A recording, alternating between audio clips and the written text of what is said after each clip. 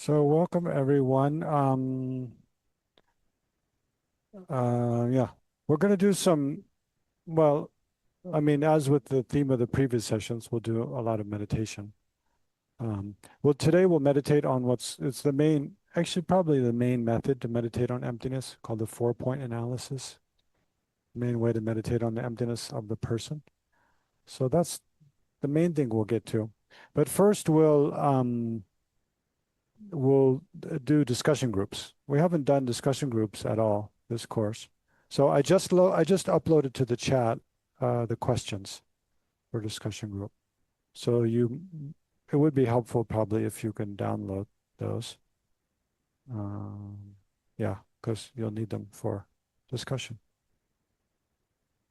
But before we break out, so we'll break out for those online, we'll divide up into groups of 3 people each. To just, and I mean, the questions are just reviewing what we've gone through in the previous 3 sessions. So we started off in the first session discussing, why is emptiness important in Buddhism? Kind of basically what is emptiness and why it's important. Um, and then in the week before last, we especially focused on this verse by Nagarjuna, which speaks about why emptiness is important, which I'll just show you for a minute. But it's I quote the verse in the discussion questions. Where is it?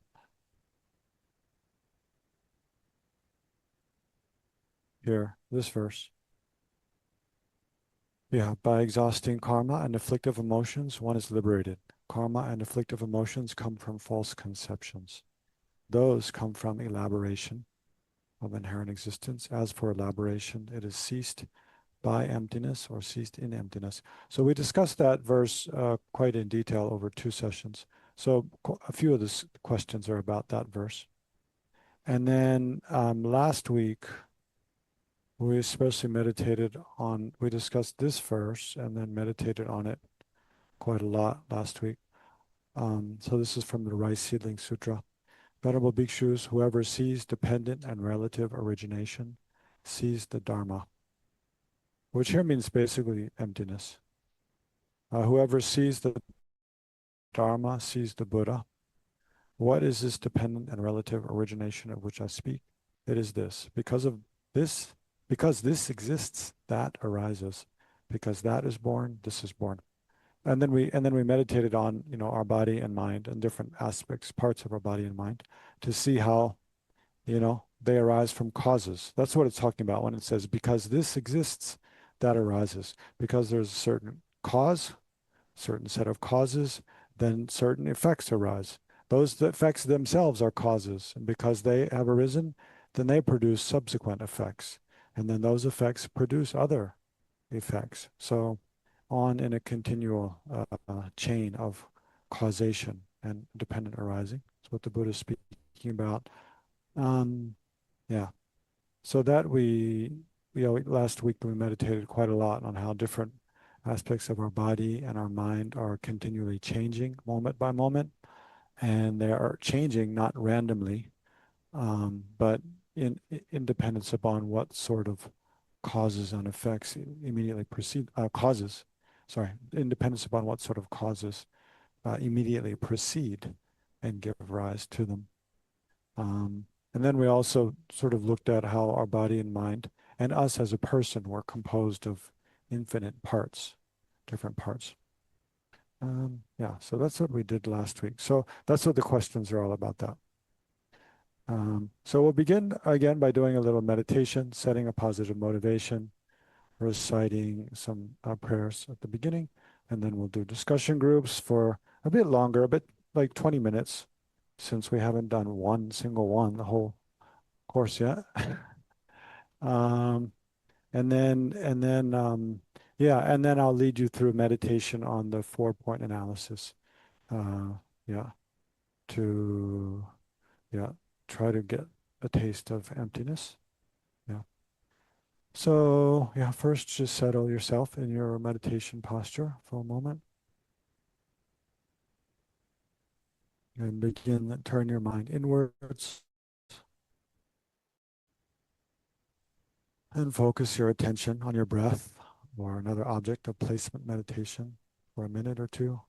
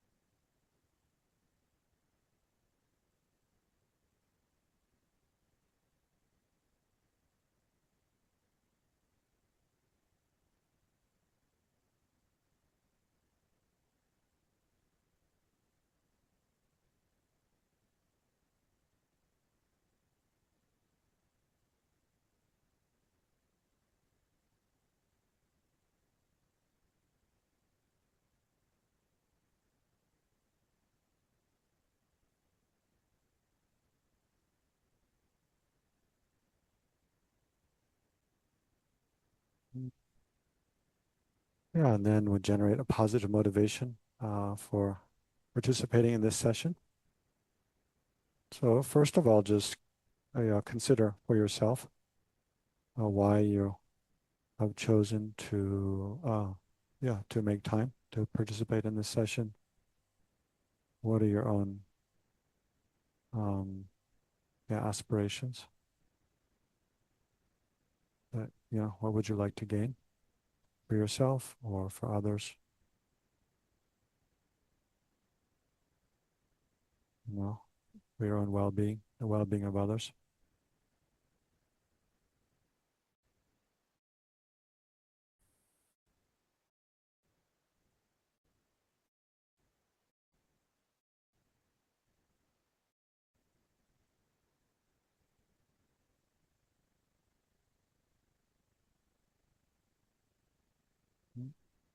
And then if you are familiar with and sympathetic to the ideas of idea of the possibility of the full enlightenment of oneself and others, and try to generate the bodhicitta motivation.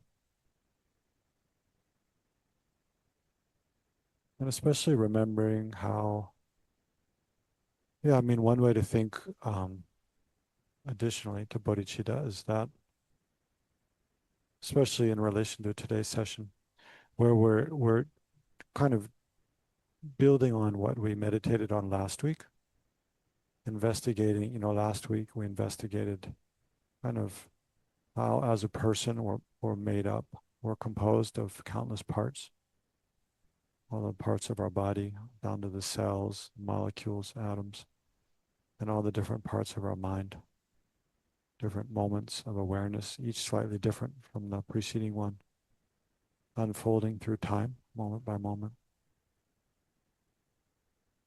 in an unbroken chain of conscious experience.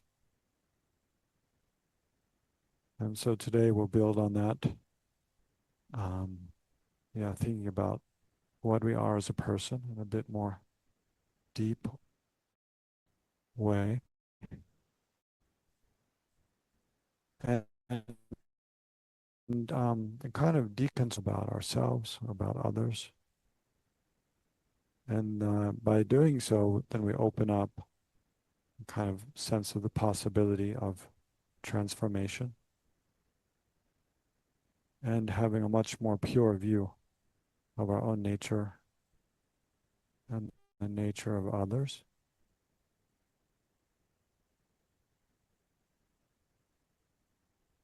and the nature of all things, really.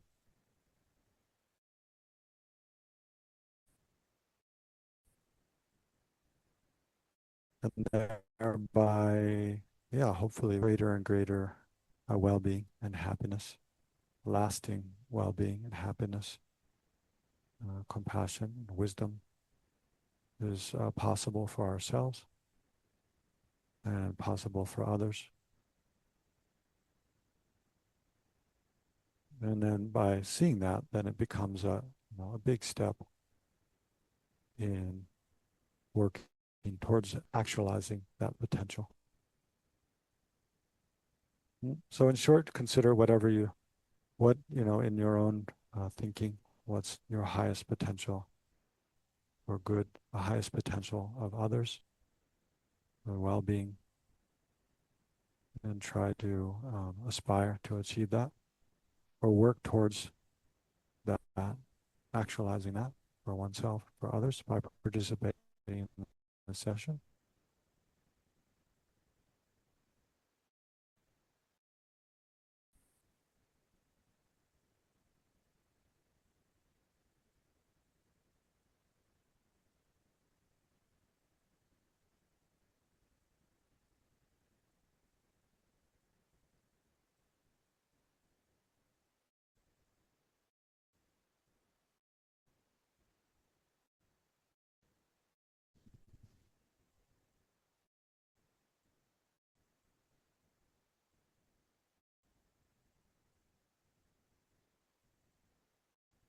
Mm. And then if you like, you can visualize Shakyamuni Buddha in the space in front or imagine.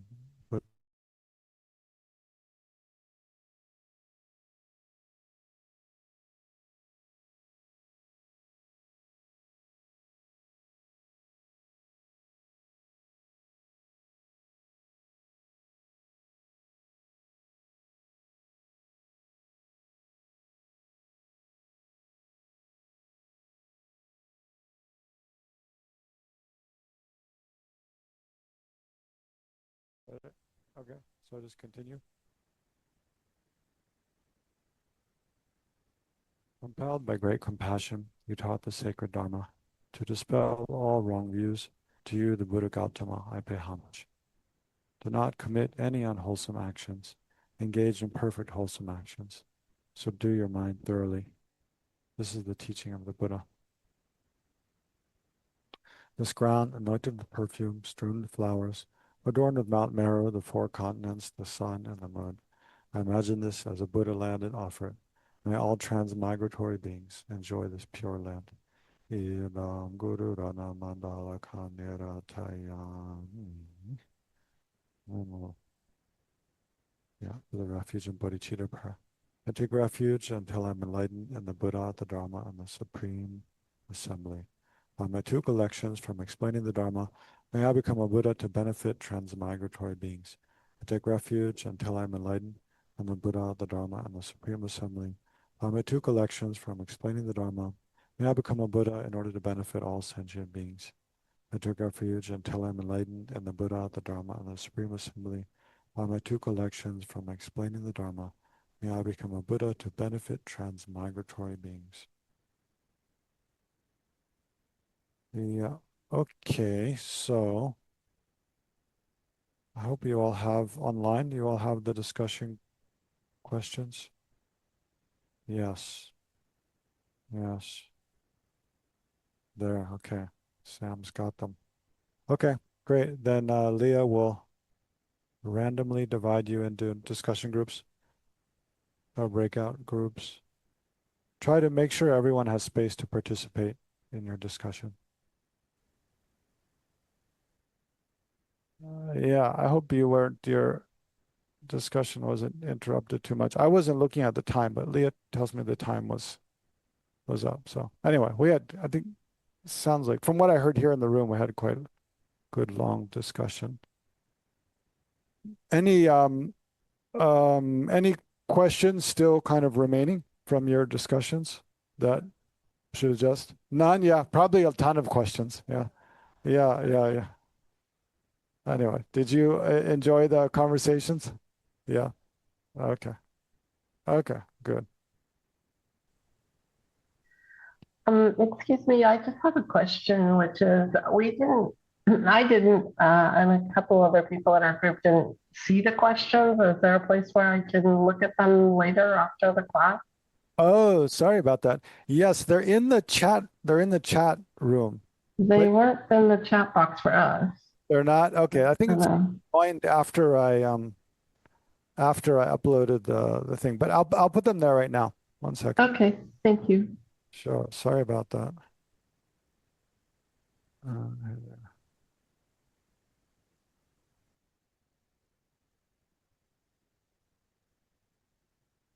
There. You see it now? Review questions. Did it go? Or maybe it didn't go still. I'll do it again. Yeah, the attachment disappeared. Okay, one second. This file. Oh, sorry. I didn't upload it again. One second. I actually see it still in mine, and I Yeah, I think that you were on before. Okay. I'm sending it again now. Now. It's still there. Wait. Now. Okay. Cheryl. Now do you see it?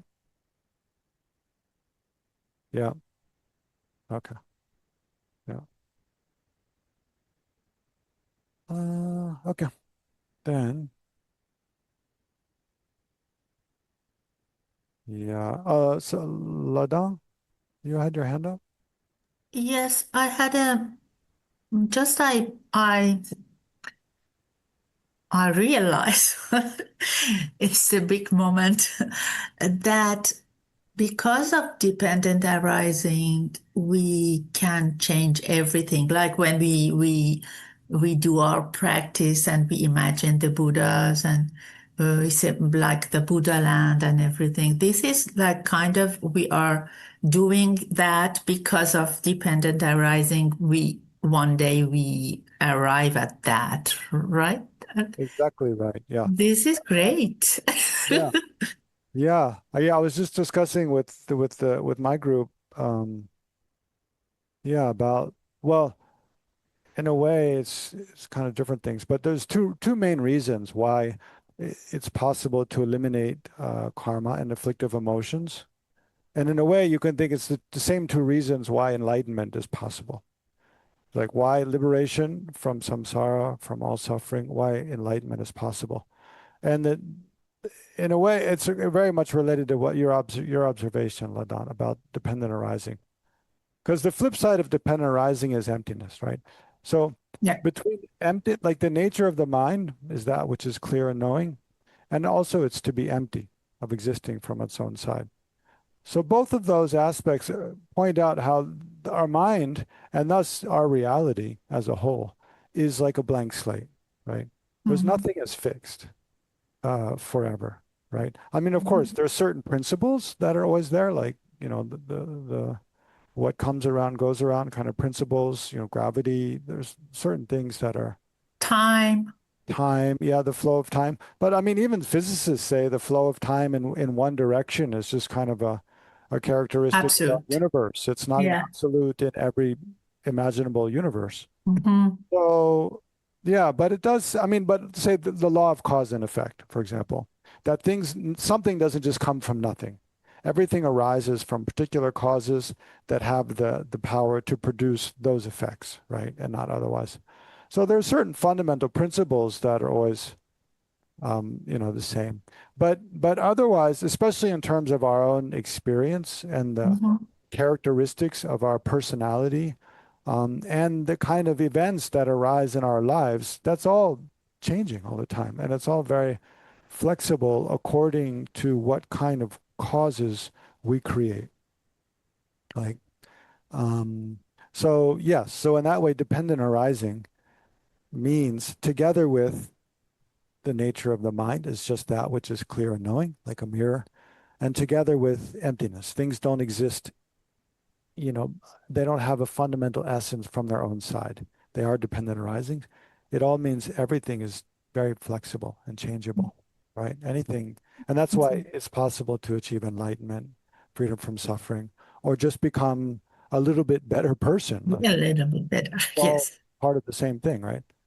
And then the other reason it's possible to be free from suffering and to achieve enlightenment is because, and this is, I mean, this is a big question, but because all of the things that disturb our minds and create problems in our life, create suffering in our lives, those all come about in dependence upon false conceptions.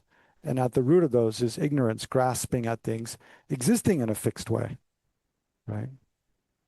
Ourselves existing in a fixed way, other people existing in a fixed way, things we see as good as being inherently good, really good from their own side, things we see as bad as being, fixed as bad, right? So having very fixed ideas about what we are, about what others are, about what's good, what's bad, what I like, what I don't like, how I am, how I'm not. So all these kind of fixed ideas are distortions of reality, right? Um, yeah. Not that, any ideas are bad, right? There are some ideas, understanding of something that's true that, okay, once we understand it's true, that never changes, right? But a lot of the ideas and perceptions we have are distortions of reality. They're exaggerations, either for the good or, exaggerations of how good things are, exaggerations of how bad things are, exaggerations of how we exist as an independent entity from other things. And yeah, so there's some, but that's what this emptiness is about. And that's what we're going to meditate on, to look for this kind of, this kind of most fundamental fixed ideas we have about how we, as a person, we exist. What is going on? Okay, I'm not sure. My screen just did something. Okay. So, okay. So now, well, I want to lead you in meditation on the 4-point analysis. So, as the name indicates, there's kind of four main steps to the meditation. So we'll just go one by one and see how far we get tonight. Leah, I think I'm going to need to plug my computer in, but my computer cord doesn't reach to that socket in the place I'm sitting. I don't think so. Yeah. So, okay. So let me just describe the four main points of the 4-point analysis. And then, no problem. And then we'll just focus on the first one. So the four main points are, actually, I think I have them on a slide. Yes, it did. Thanks. I think I have a slide here somewhere. One second.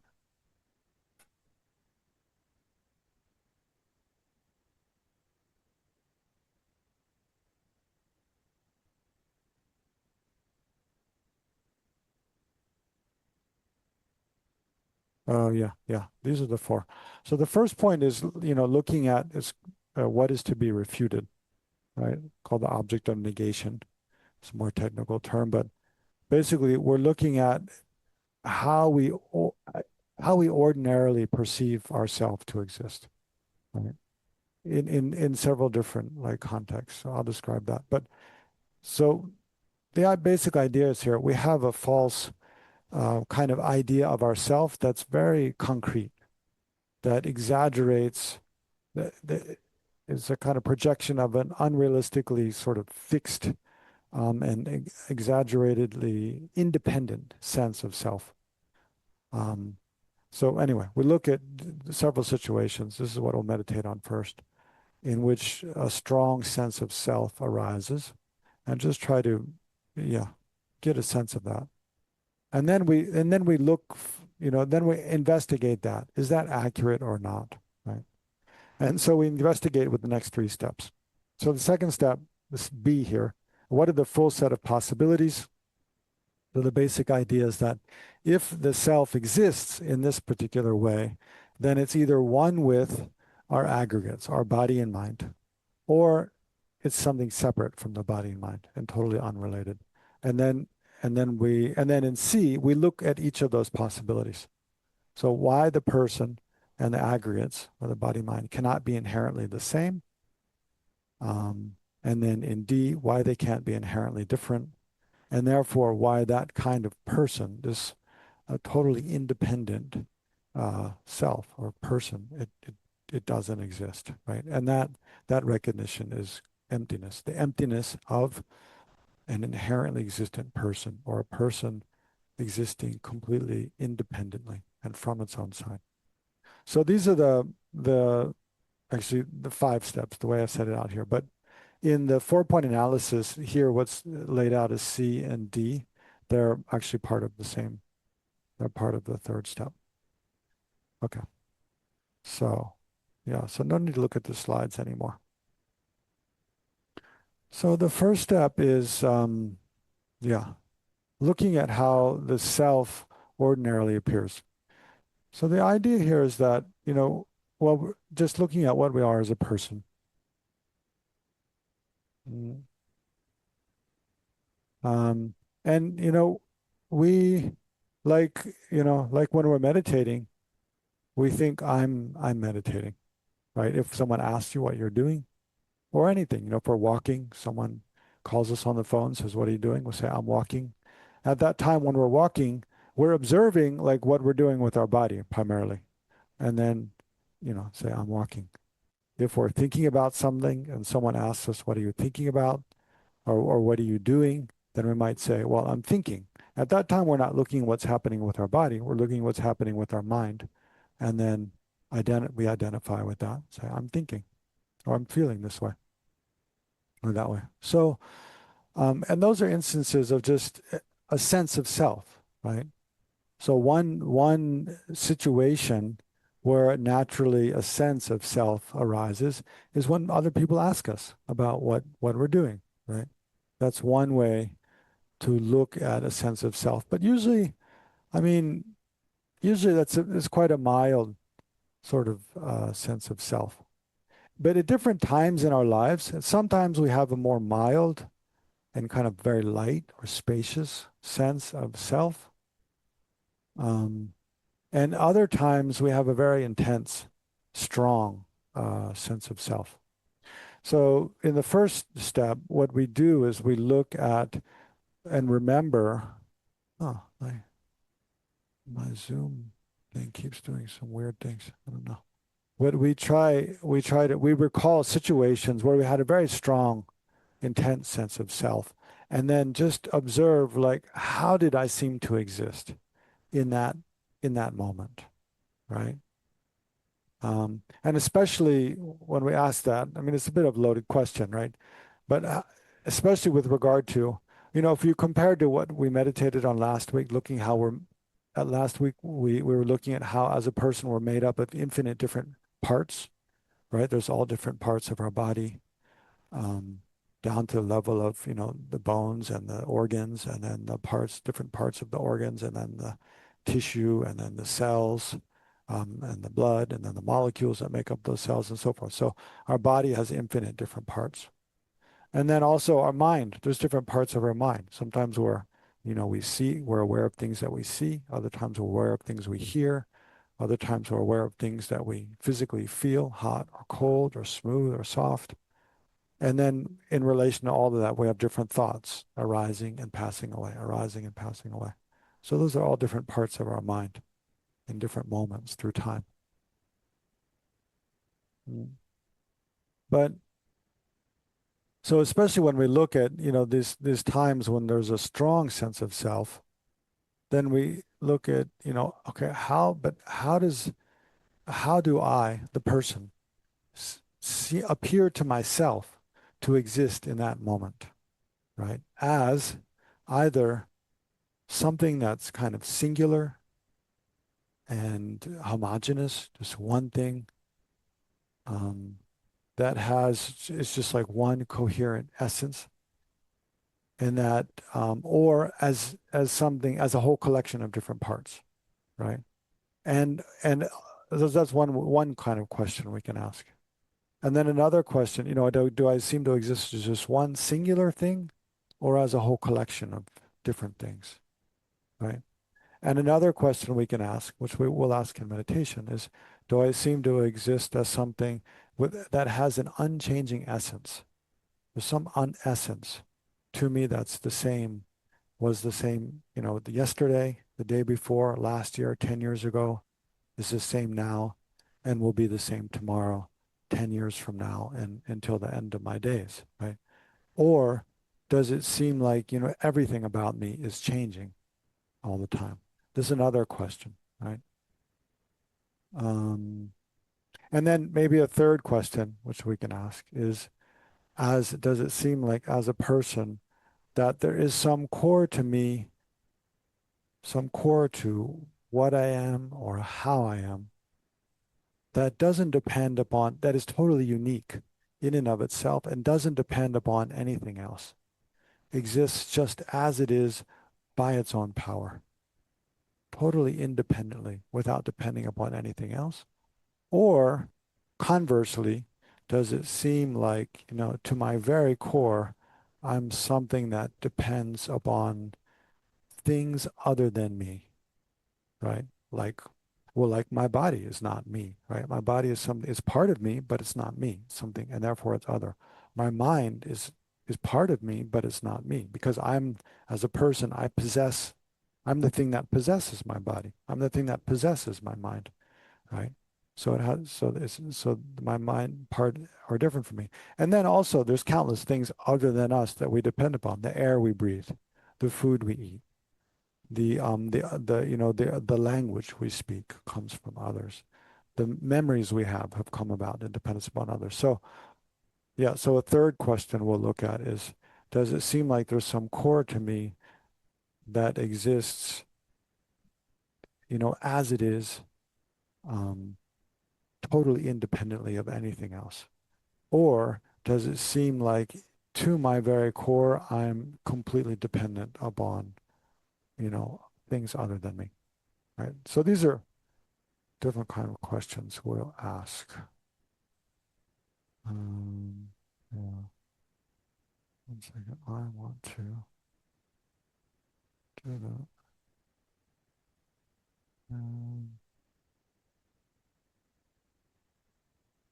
Um, okay. So let's get comfortable in your meditation posture. Oh, we only have 30 minutes left already. Time goes so fast. Mm.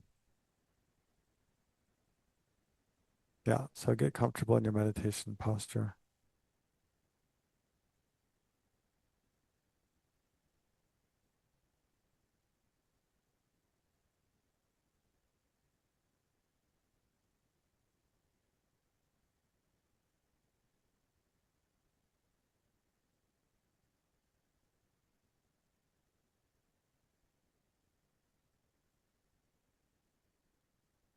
And then gradually direct your awareness within.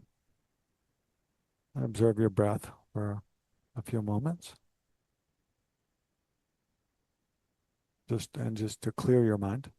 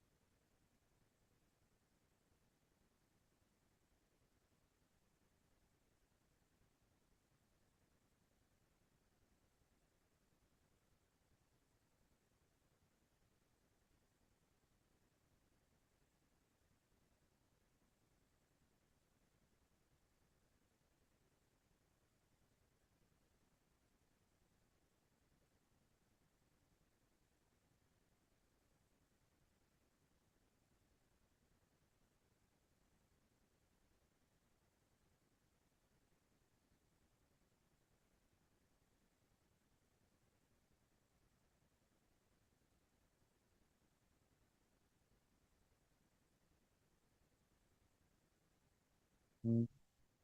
Okay, so now I'll ask you to try to remember, yeah, first one type of situation that may have arisen for you in the past. And then as you remember that, um, yeah, with the corner of the mind, try to observe your sense of self, how you appeared to exist to yourself. So the first type of situation I will look at is when someone accused us of doing something wrong, right? Think of a time in the past, someone accused you of doing something wrong, either falsely or, or even correctly. And you felt defensive, kind of like, how could you say that to me? Or how could you say that about me? How could you criticize me like that? Mm. So, try to think about when that, something like that happened in the past and try to put yourself in that situation again, kind of relive that moment, sort of as vividly as you can. And with the corner of your mind, observe the sense of self. Typically in that sort of situation, a quite strong sense of self arises. And try to observe how the self, the I, appeared to exist. So try that for a couple minutes.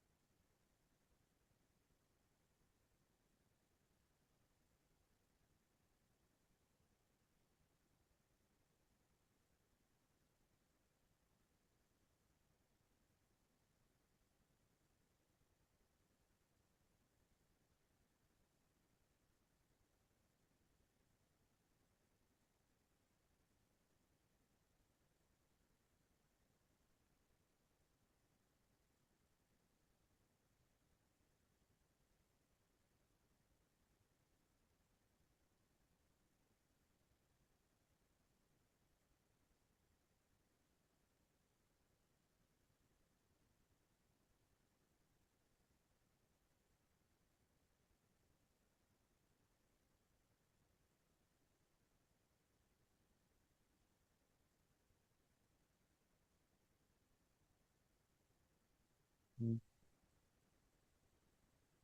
And so, okay, so one thing you have to remember as we do this analysis, the different steps, usually mm, we tend to lose track of what we're looking for, right? We tend to lose track of the sense of I. So when that happens, come back to this, right? Come back to vividly, just in a moment, vividly remembering this feeling of being accused, doing something wrong, and that kind of defensiveness or dislike arises, and there's kind of a strong sense of I. Most people, it's sort of associated with the kind of tightness in the chest, the physical sensation of sort of a tightness, a clenching in the chest. Okay, so now we'll start looking at different questions. So the first is, in this sense, as I, sense of I arises, then there's oneself, the person, does it appear in this moment to be one singular thing, or to be a whole collection of parts? Without analyzing what it really is, just how does it appear naturally?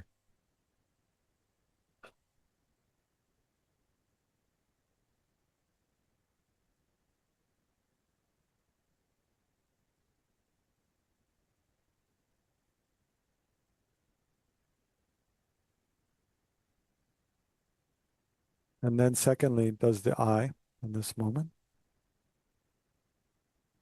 oneself,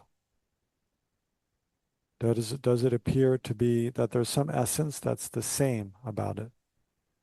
That it's the same I that existed yesterday and before, exists now and will exist in the future?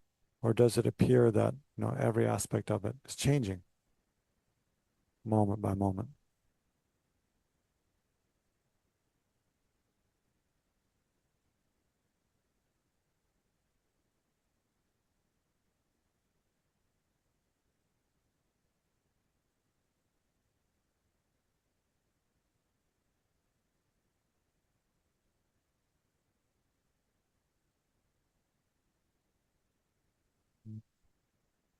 And then the third question is, does it appear that the I, in this moment, when we're falsely accused of doing something wrong, or correctly, either way, we feel defensive, does it appear that I, that person, exists kind of as it is, how it is, and what it is, just by its own power, from its own side? Or that it exists as it is and what as it is, completely independent upon things other than itself, and dependence upon the body, the mind, and other people, air and food and parents? Or does it seem like it just has its own independent kind of reality or essence?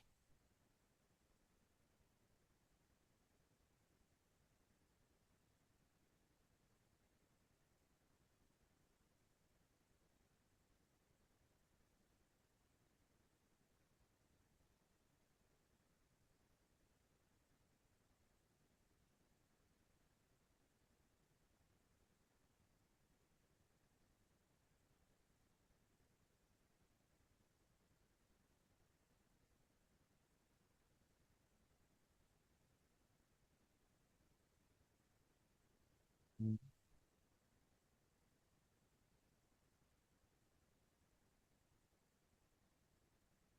Okay. So just kind of remember whatever conclusions you came to, remember those. We'll come back to that. Right? So now we'll go on to the second step, which is a little different something to think about, which is that if I, as a person, exist as a singular, unchanging, kind of independent thing,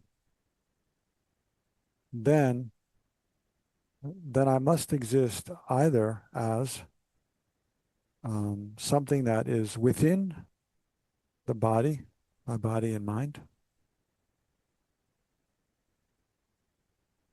You can think, and either even as is one with this collection of my body and mind, or as something that's different from, separate from my body and mind. Because everything in the world exists in that way. Right? Maybe for tonight, we'll just keep it a bit simple and think, is it true? So we can ask this question. Is it true that everything that exists in the world either exists within the collection of my body, all the parts of my body, or my mind, or outside of those, separate from those? So check that for yourself. How does it appear to your own mind and your own thinking?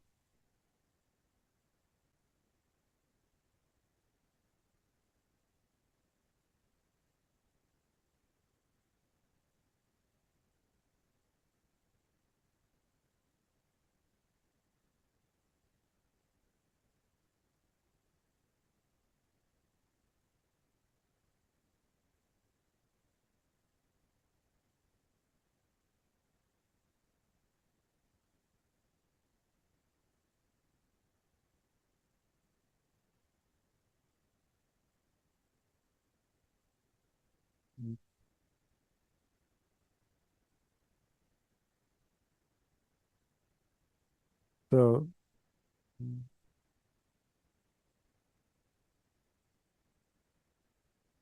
yeah. Okay.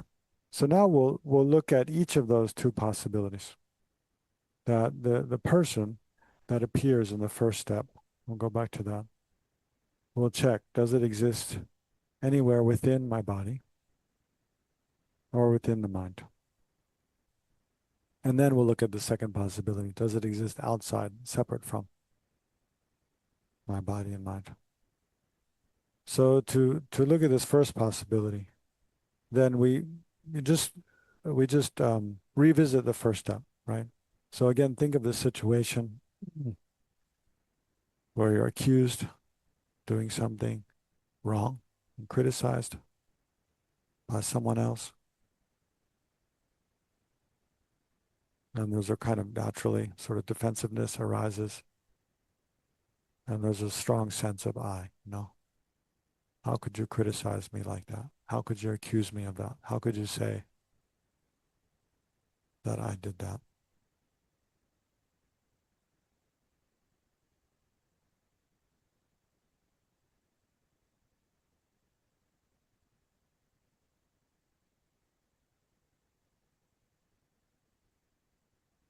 Mhm. So then that I that appears to exist quite, clearly, solidly. So now we ask, so we check first of all, does it exist anywhere in the body? So imagine, looking through all the parts of your body. You might start, because it feels like it's kind of in the chest somewhere. You might start by looking, in the parts of one's chest, the skin of the chest, all the way through to the back, the skin of the back, the bones, the rib cage, the solar plexus, the lungs, the heart, any of the chambers of the heart, the arteries, the blood. Or maybe it's in the head. Is it in some part of the brain, the skull, the eyes, or the throat? So like that, scan through all the parts of your body, one by one, for a few minutes, with this question, is the I, this I that appears so clearly in this first step when we're falsely accused, does it have some physical location within my body? So first, just look at that for a couple of minutes.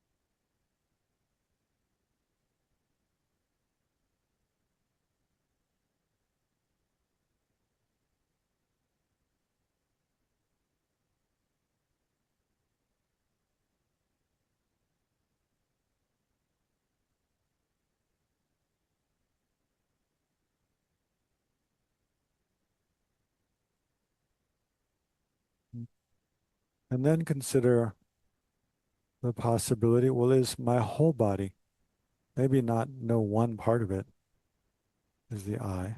And the I is not findable in any individual part of the body, but is my whole body as an entirety. Is that I. This I, and not just the I in general, but this I that appears to exist clearly when we're falsely accused. And there's a very strong sense of I.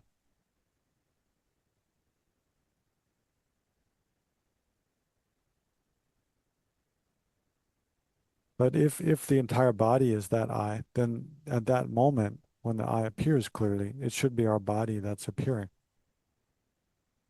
But that's probably not the case, no. Also, our body is something, the entire body is my body, right? Something belongs to me. It's part of me. So how can it be me? No. It's something different from me.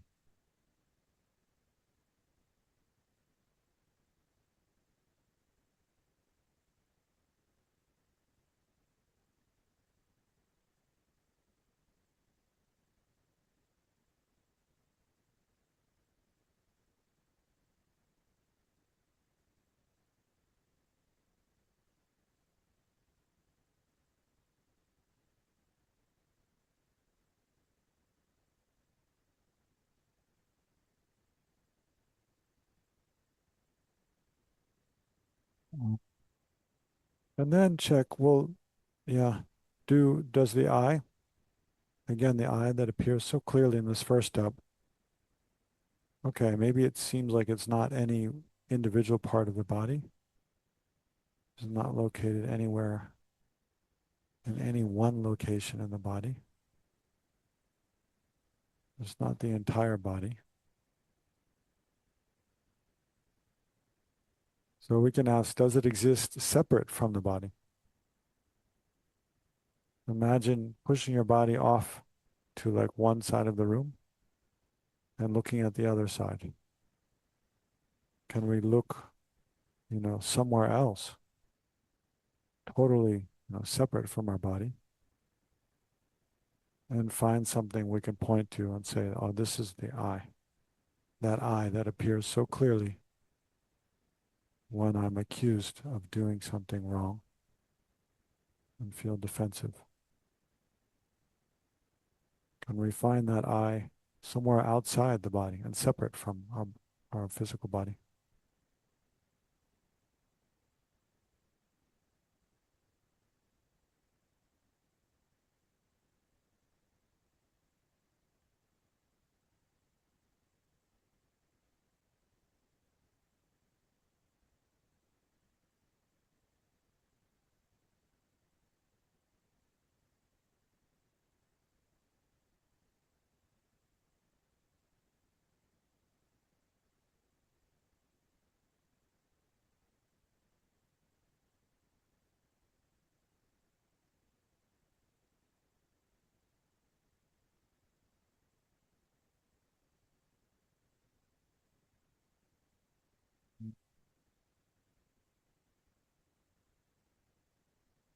So finally, we'll end the meditation like we did, I think, earlier on in the first session,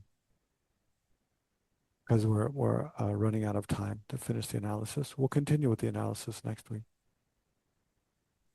But finally, imagine your sense of self just dissolves into space. So imagine just like when you breathe on a mirror, and there's a circle of condensation of your breath on the mirror, and it gradually evaporates from the periphery towards the center, and that moisture becomes part of the air,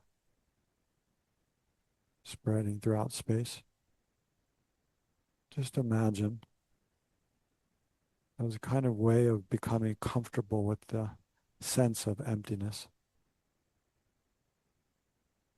that as a person you dissolve from the periphery, from the top and bottom, the front and back, right and left.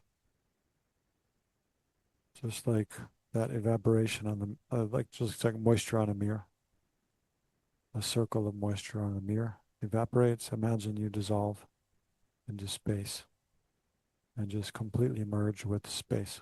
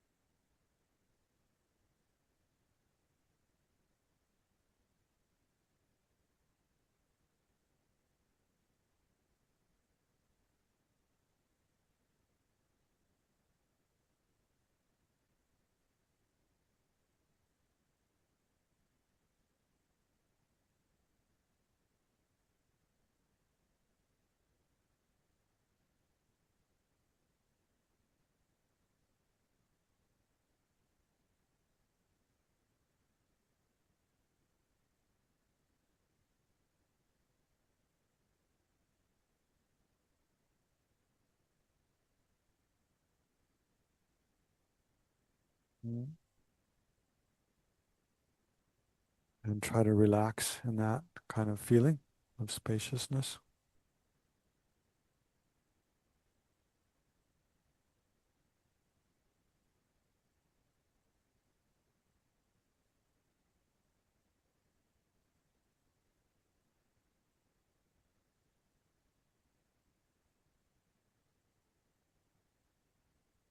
Mm. And then, yeah, conclude your meditation. So you could imagine, yeah, just like water vapor in the air, it condenses to a water droplet. So kind of imagine, yeah, you arise again like that in your ordinary form.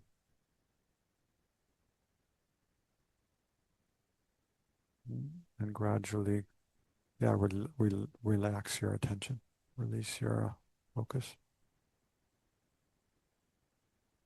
And yeah, there's a few minutes left, 5 minutes or so. If you have any questions about any of that.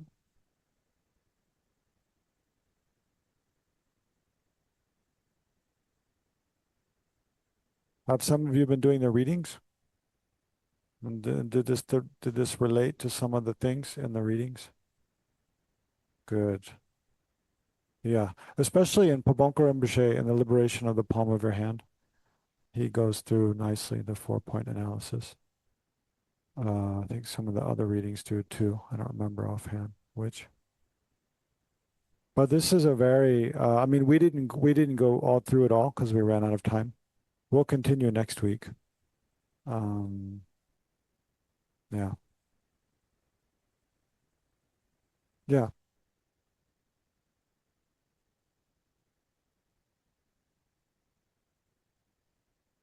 Hmm.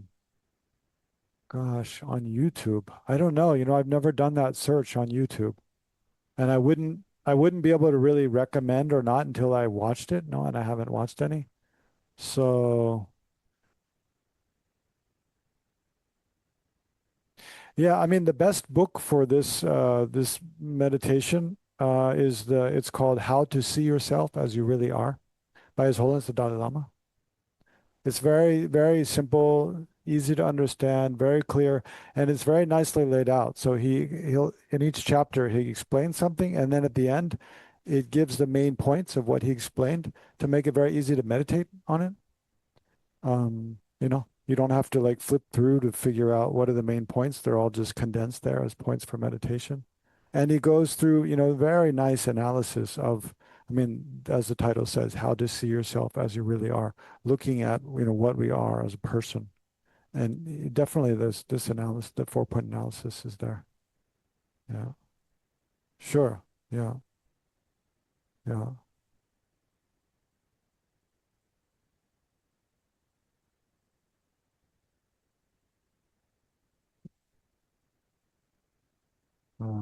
Okay. Any other questions? Did you, I mean, the first, maybe the first step is the most critical. when you're looking at, thinking, and we'll think of a different situation next week, but this is one where you think, I mean, did you find like in that first step when you think, imagine the situation where someone's accusing you of doing something wrong, that there is a strong sense of self arises? Yeah, I think that's quite typical human experience. Now that it's the ego, right? The ego doesn't like that being criticized, and it reacts with this kind of, strong sense of self. But then, the important thing is not only the strong sense of self, but does it seem like that self, it really kind of has its own entity, like it exists, it just is there, irregardless of, independent of other things. It's just like this concrete reality. Um, yeah. Yes.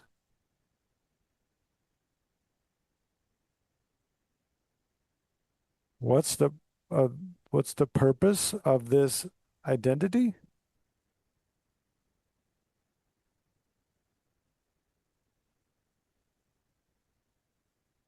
Yeah. What's your name again? Denise. I thought, okay, Denise. Yeah. So Denise is asking, what's the purpose of this identity that the ego kind of creates? Yeah, that's a good question. Um, I'm not sure. I'm not sure it's so much like there is a purpose for that. Like we can say, oh, this is why the ego creates that identity. But I mean, it's something I think we habitually have done since the beginning of life. This life, past lives, it's just is there, right?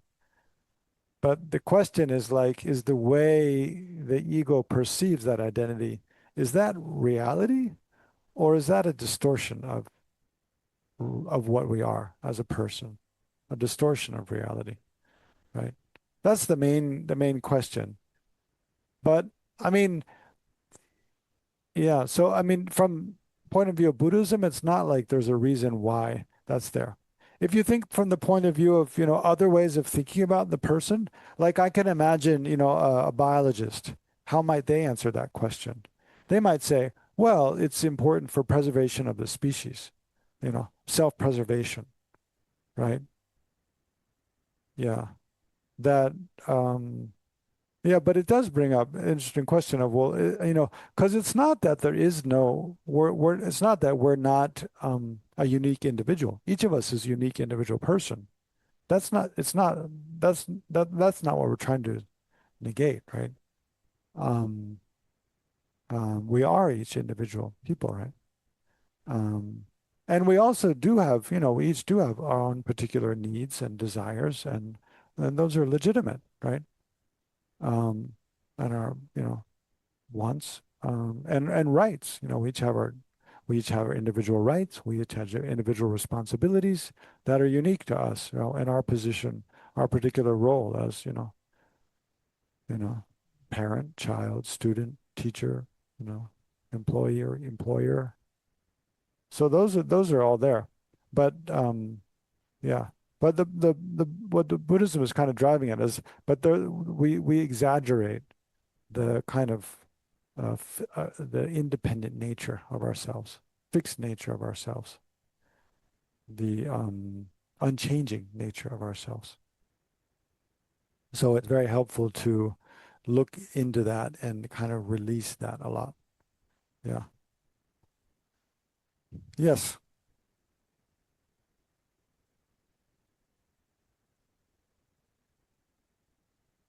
She wants to give you the mic so the people online can hear your question. Yeah. But go ahead. I can repeat also.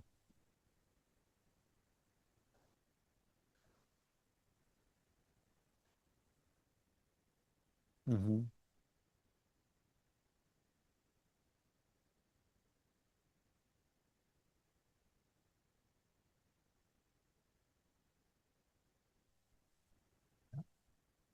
Hmm.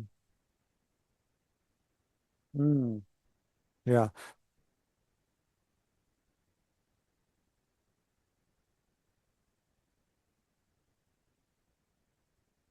Hmm. Yeah. I mean, there's aspects of both, no? those feelings being justified. Because when we're falsely accused, clearly it's unjust, right? And so to feel like that's a wrong, we're being wronged, there's nothing wrong with that. Like that's correct, right? Um, but here, um,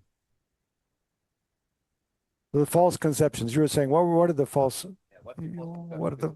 There's a if we can believe that afflicted, that those afflicted feelings that have been generated, if we can believe that those are coming from a false conception, then it's going to be much easier for us to exhaust or get rid of those afflicted feelings, the feelings that are generated with a realization. Yeah.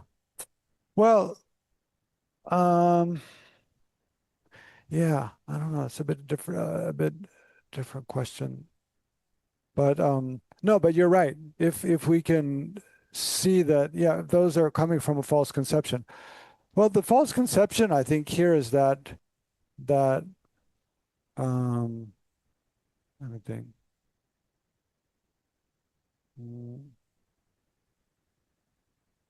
A bit, Oh, I'm sorry. Perhaps the false conception is, well, either that we have exaggerated the faults of that person, or maybe it's that the person is a bad person because they've yeah. wrongly accused us, and so maybe that's the false conception. Yeah. Yeah, definitely that could be. I mean, in every situation it'd be different, but definitely in one situation it could be that, a false conception would be like, this person is intentionally trying to harm me, right? Whereas maybe they're not. Maybe they genuinely think we did something wrong and they're just going to help us kind of, admit it or whatever, right? Or so we might, that's one scenario, right? That they're really trying to harm me, that they have a malevolent intent, which they might not. They might not, right? I don't know. But that would be a common one, a common false conception. I think that's a great answer. Yeah. Okay. Thank you. But but I guess maybe look at it a bit differently is kind of because the idea we weren't looking at that so much, is that like when we have a strong grasping at a sense of self, it's kind of like we're setting up a big target for other people's criticism to strike, no? Whereas when instead of like kind of holding on to, because it's the ego that doesn't want to be kind of maligned in some way. But if we recognize, if we, in that moment, if we were to recognize, oh, this person is accusing me of doing something wrong, but like, I didn't even do that. No, it's like they're talking to a person that doesn't actually exist, right? They're addressing a person who did something, which is like, it's almost as if like, you know, like if someone was accusing someone else of doing something wrong, like we wouldn't care, right? Because that person's not me. Right? So if we can almost think like that, like this person is accusing like a me, which doesn't even exist in the way they think it does. No, it's almost like you just let go of any target there and let the arrow just pass right through us, right? And so it's kind of like there's a way of being like that, right?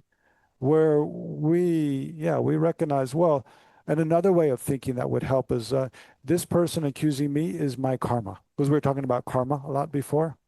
It's like I've accused people in the past falsely, and this is just my karma coming back to bite me, right? And then the kind of like defensiveness kind of goes away. It's like, oh yeah, it's just like a play, like a drama, that there's no reality to it. It's like when we see a drama as real, it's like when we see our dreams as real, they can be terrifying. If in that moment we realize it's just a dream, there's no terrifying nature of it. It's just like, oh, it's just a dream. No. Yeah. It's like that. Anyway, we're out of time now. Sorry to go a bit over time. Let's just dedicate briefly that, yeah, by the force of whatever virtue we've created here. May we and all sentient beings be free from suffering, and especially be free from the suffering we create by the force of our own ego and our own kind of self-centered pride. And may we and all sentient beings have more and more peace and acceptance and loving kindness and all positive qualities up to enlightenment. Okay, thank you all. Then, yeah, I'll try to send out some discussion, some homework questions this week, and yeah, maybe some suggestions, something to some description of the meditation a bit. And I'll see you next week. Okay. Thank you very much. And thank you, Leah. Thank you, Geshe. Thank you. Thank you. Thank you, Leah. Bye.